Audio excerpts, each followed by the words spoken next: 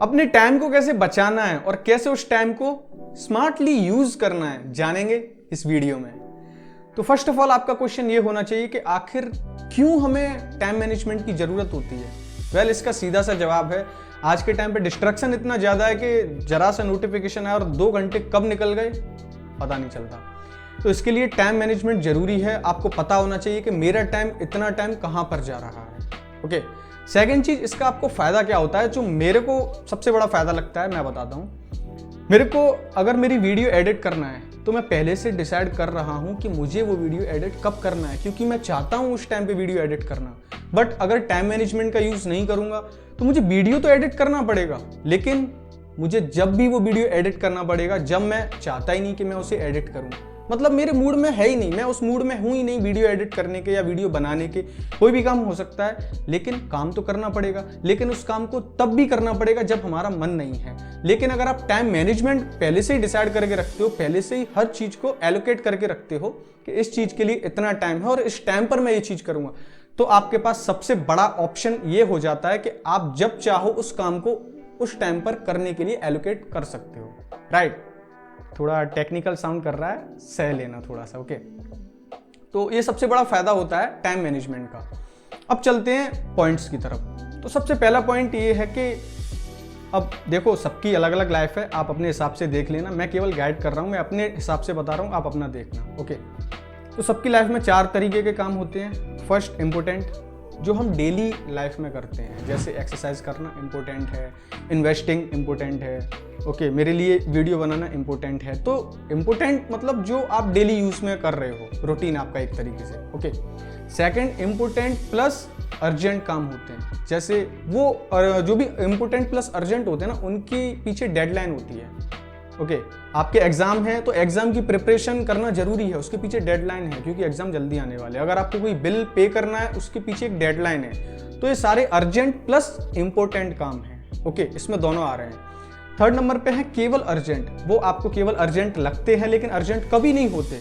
जैसे आपके दोस्त का किसी का कॉल आया कि भाई चल बाहर चलते हैं घूमने, आपको लग रहा है ये अर्जेंट है, लेकिन अर्जेंट नहीं है। आप इसे स्किप कर सकते हो, इससे आपकी लाइफ में कोई इफेक्ट नहीं होने वाला। आप इसे इजीली स्किप कर सकते हो, कोई दिक्कत नहीं होने वाली।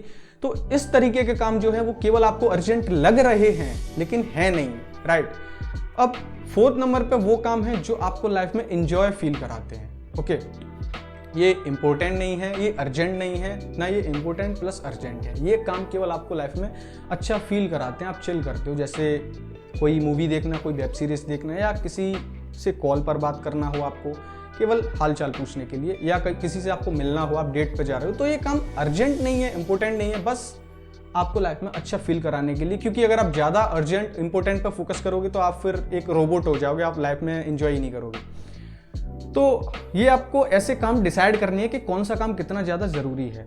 अब आपने डिसाइड तो कर लिया कि कौन सा कितना काम जरूरी है, लेकिन अब आपको इसमें डिस्टर्बेंस हो सकता है। तो सेकंड पॉइंट यही है, डिस्टर्बेंस को कम करना है। कम से कम कैसे? जैसे अब यार अपन डेटा ऑफ तो नहीं रख सकते ऑल टाइम, क्योंकि सारे काम हमारे नेट से होते हैं, तो उसको तो ऑफ नहीं कर सकते।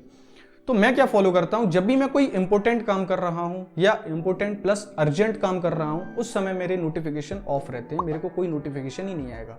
तो मेरा ध्यान वहां पर होगा ही नहीं, मेरा ध्यान केवल उस काम पर होगा जो मैं करना चाह रहा हूं, क्योंकि मैं चाहता हूं वो काम अभी करना। राइट, तो हमेशा उस टाइम पर अपनी नोटिफिकेशन ऑफ रखो, जिससे तुम्हें कभी भी कोई प्रॉब्लम होगी ही नहीं। सबसे अच्छा तरीका है। थर्ड चीज, अब आपने डिस्टर्बेंस को कम कर लिया और अब आपको सब पता है कि आपको कौन सा काम कैसे करना है। बट सबसे बड़ा इशू, आप भूल जाओगे, क्योंकि इंपॉर्टेंट काम तो आप कर लोगे क्योंकि वो तो आपका डेली रूटीन है, लेकिन इंपॉर्टेंट प्लस अर्जेंट काम के लिए आपको हमेशा टू डू लिस्ट का यूज करना है। यही हमारा थर्ड पॉइंट।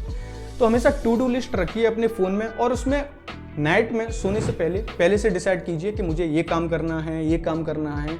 तो आपके वो सारे काम है ना, वो ऑलरेडी लिस्ट में अवेलेबल होंगे कल के लिए।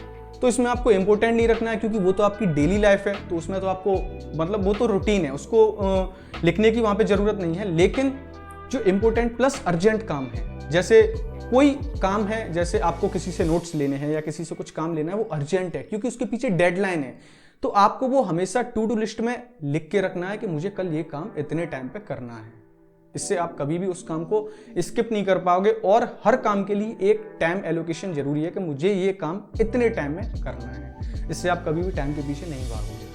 नेक्स्ट पॉइंट जो काफ़ी सारे लोग ध्यान ही नहीं देते, क्योंकि हम टू डू लिस्ट में देख तो लेंगे कि हमें ये काम करना है, ये काम करना है, लेकिन कभी कभी प्रॉब्लम क्या होती है, वो काम हो नहीं रहा, उसमें कुछ प्रॉब्लम आ रही है। अब हम हार्ड वर्क करने लगे हैं क्योंकि हमें वो काम करना है, हम स्मार्टली नहीं सोच रहे कि उस काम को अभी हमें स्किप करना चाहिए क्योंकि वो काम अभी नहीं कर रहा। और अगर आप ज़्यादा देर तक उस काम में घुसे रहोगे ना, आपका माइंड वहाँ पर इरिटेटिंग सा फील करेगा और आप, मुझे लग रहा है आप कभी नहीं कर पाओगे, क्योंकि बाकी के काम में फिर दिमाग जाएगा ही नहीं, क्योंकि आप उसी काम को बार बार कर रहे हो और वो काम हो नहीं रहा है। तो बेस्ट थिंग ये है, आप उस काम को अभी के लिए साइड रखो, बाकी के जो काम इजी लग रहे हैं उन्हें आप जल्दी से कर दोगे, तो फिर उसके बाद बाकी ये लास्ट में बचेगा, तब आप इसे कर लोगे।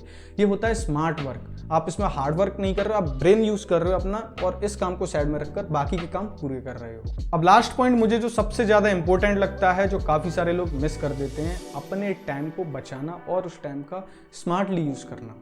Let me explain it. मैंने सारे वीडियोस देखे, किसी ने इसके बारे में बात नहीं की है। मैं बताता हूँ क्या।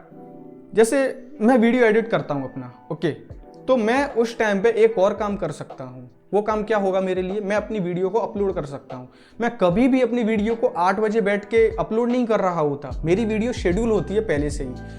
कम से कम एक हफ्ते का मेरा जो वीडियो रहता है वो सारा शेड्यूल रहता है। मैं 8 बजे बैठ के उसे अपलोड नहीं कर रहा। ये होता है स्मार्ट वर्क, क्योंकि मैं उस काम को पहले से ही कर रहा हूँ। तो अगर मैं वीडियो एडिट कर रहा हूँ तो साइड में वीडियो को अपनी को अपलोड कर सकता हूँ, मुझे उसमें कोई एफर्ट्स नहीं डालने पड़ रहे। तो आप अपने हिसाब से देखिए। जैसे शाम को मैं इवनिंग में वॉक करता हूँ छत पर, तो मैं जब भी मुझे किसी से कॉल पर बात करनी होती है तो मैं उस टाइम पर उससे कॉल पर बात करूंगा, क्योंकि मैं नहीं चाहता अपना टाइम कि आधा एक घंटा मेरा किसी से कॉल पे बात करने में चला जाए, राइट। तो ये होते हैं, जब आप एक काम को कर रहे हो आप अपने हिसाब से देखो यार कि किस काम को आप कंबाइन कर सकते हो जिससे आपका काम भी हो जाए और आप अपने लिए अलग से टाइम ना निकालो उस काम को करने के लिए। ओके, सेम चीज अगर आप घर में रहते हो, तो अगर आपके छोटे भाई बहन है तो ये भी आप कर सकते हो।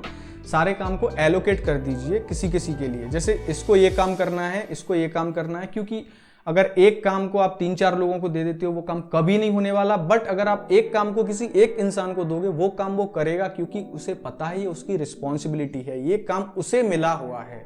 ओके, तो सबसे अच्छा तरीका है सारी चीज़ों को एलोकेट कर दीजिए सबके लिए। तो फिर क्या है, उससे किसी एक के ऊपर लोड नहीं रहता, सबको अपने अपने काम पता है। इससे आपका बहुत सारा टाइम बच जाएगा। अगर आपको वीडियो अच्छा लगा तो इसी तरह वीडियो को लाइक कर दो और चैनल को सब्सक्राइब जरूर कर देना। और वीडियो कैसा लगा फीडबैक अपना कमेंट्स में जरूर देना। तब तक के लिए टेक केयर।